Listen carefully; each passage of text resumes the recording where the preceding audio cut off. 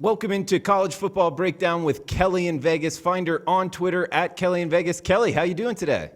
Doing good. It is a busy Wednesday here in Las Vegas, but I cannot complain. I did not drink too much last night on Halloween, so I'm actually surviving today. Awesome. So let's get right into it with the three games you like this week. Starting off with Bedlam in the Big 12. We got 3-9-1, 3-9-2, Oklahoma versus Oklahoma State.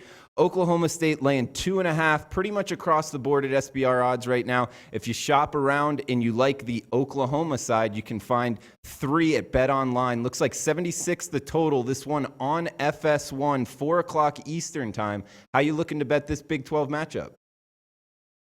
This is such a great matchup, and it's for a possible spot in the 14 playoff as well as Big 12 title hopes. Early money came in on the Sooners, like you said, dropped to 2.5.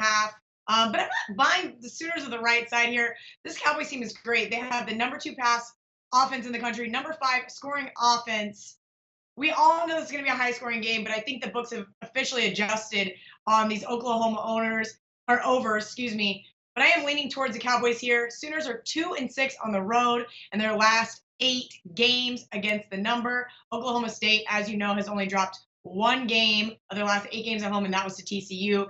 I think the books are right. You got to go with Mike Gundy here, the experienced coach in Bedlam over Lincoln Riley. As much as I like this Oklahoma Sooners team, I think that they go down this weekend. All right, Kelly, and I know that you're a Big 12 graduate. How much would you rate the Oklahoma State home field advantage there in the house that T. Boone Pickens built? That's interesting, actually. We talked about that earlier today. Stillwater is a great town. I know as much as I bash some of these Big 12 towns, Stillwater, I would give a 4.5, 5. I think that place is going to be rocking. And that is the whole concept of Bedlam, right? Like it is the biggest game for these two teams a year. And that place is going to be packed with black and orange going crazy. All right, on to the 7:30 slate. We got Minnesota versus Michigan in the Big Ten. Michigan minus 15.5, pretty much across the board. A low total here, just sitting at 41. This one you can see on Fox Saturday night. How you betting this Big Ten matchup, Kelly? Everybody knows how much I love PJ Fleck as a head coach because he loves to cover. While it hasn't been so great at Minnesota, I think they do get the cover here. But this is more of a play against this Wolverines team. Last week, they benched starting quarterback John O'Korn after just having a terrible first half against Rutgers. So Harbaugh is going to be going with Brandon Peters this week against the Gophers. This Minnesota defense is very scrappy, and I don't know how well it's going to bode for a freshman quarterback. So you're going to give me over 2 touchdowns with a redshirt freshman. I like it. Also, Michigan has dropped 7 of their last 8 in the Big House against Vegas. I'm going to take the over 2 touchdowns here with the Gophers. All right, going with the big underdog there in the Big Ten. On to the 10 p.m. Eastern slate. Nightcap here, 385, 386, the rotation number.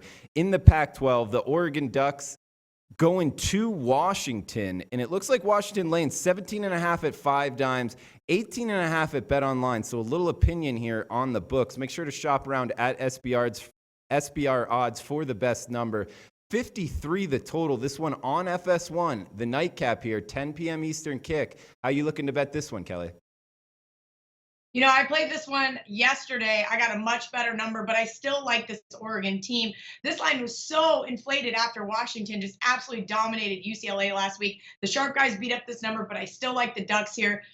We talk about the teams in terms of like statistics, and we talk about them in terms of like a stock pick. Well, right now, the Ducks stock has been low all season, but they got past Utah last week. Braxton Burmeister had a rough start, but this is his 4th straight game as a starter. He's finally got his turnovers under control. The key to this Ducks team keeping it close with the Huskies is to do exactly what they did last week. Feed the ball to Connie Benoit and Royce Freeman. Run the ball, run the ball. Don't make any crazy passes. I think this game is going to land within 2 touchdowns. All right, Kelly. So on 2 big underdogs, 1 short favorite there with the Cowboys of Oklahoma State. Kelly, what are you hearing around Vegas, like in the sports books? Any news you think the listeners need to know about? Yeah, the World Series Game 7 is tonight. Interesting enough, there was some buzz going around on Twitter. I had to find out if it was for real. Someone has bet every single game in the World Series and rolled it over. He's up $14 million and I guess has a bet on the Dodgers tonight. So it's going to be interesting to see how that game plays out. Really ugly NFL week, at least from my opinion, but I think that we're going to see some ugly teams come out and maybe win some games, pull off some upsets. And other than that, just hope that we don't get too tired from this lovely time change that's about to happen. Yeah, no, absolutely. And you brought up Halloween in the beginning. How do you like spending your Halloweens in Las Vegas? I mean, like neighborhood style. Do you walk around and actually trick or treat with people, or more parties? How do you do? No, Ho- absolutely not. Vegas is interesting. I made a joke on Facebook yesterday and I said, I guess I'm gonna go out tonight, even though I don't have a costume, but all you need is a little lingerie and to go to Walmart and pick up some ears and tails and make something work. And that's exactly what I did. I went as a Halloween mouse. I found a black bodysuit, threw on some fishnets, some boots, and away we went. We just went out to a nightclub, had a couple drinks. Like I said, I had a busy day today, so I knew better than to try to burn it down until about 6 o'clock this morning. Yeah, you got to be careful of that. And what about college football playoff? Did you notice any of the rankings that you agreed with or disagreed with, or have you gotten a chance to look at those numbers?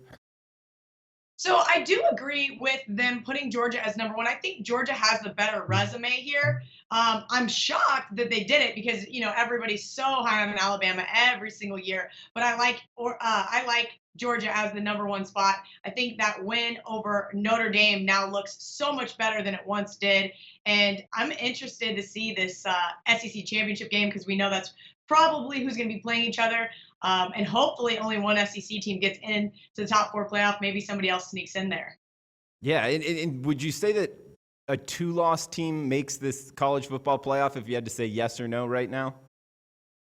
I'm going to go with a no. I don't think any two-loss team is going to make this playoff. I think pretty much from here on out, I think we're going to see maybe one or two teams falter, but it's going to be a really good top four this year. Yeah, good stuff, Kelly. So you're on Oklahoma State minus 2.5. Looks like Minnesota plus the points, 15.5 right now. And the Oregon Ducks plus 18.5. So for Kelly in Vegas, look for on Twitter at Kelly in Vegas. I'm Drew Martin. Thanks for tuning in. We'll talk to you next week. Hey guys, thanks for tuning in to our channel. Now we've put a lot of work into producing all these free videos, so please help us out and keep all our content free for you forever by simply liking, sharing, commenting, and subscribing. Now, not to mention, a visit to our industry-leading website will warm the hearts of all our SBR employees, especially myself. Now, the links are over there to the left, so do check those out. Thanks for watching.